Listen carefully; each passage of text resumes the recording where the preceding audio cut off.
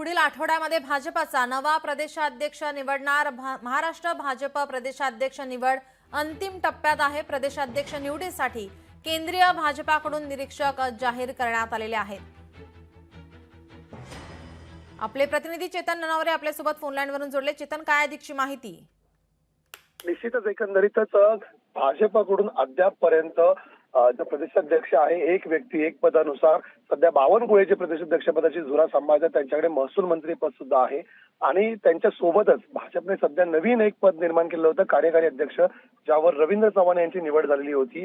त्यामुळे प्रदेशाध्यक्षपदी नवीन चेहरा कधी जाहीर होणार, रवींद्र चव्हाण यांची नियुक्ती कधी होणार असा प्रश्न सातत्याने विचारला जात होता।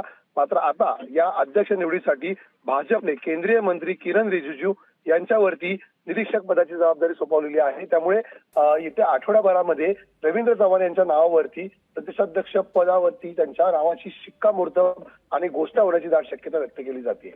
जी चेतन, धन्यवाद आपण दिलेल्या सविस्तर माहितीसाठी।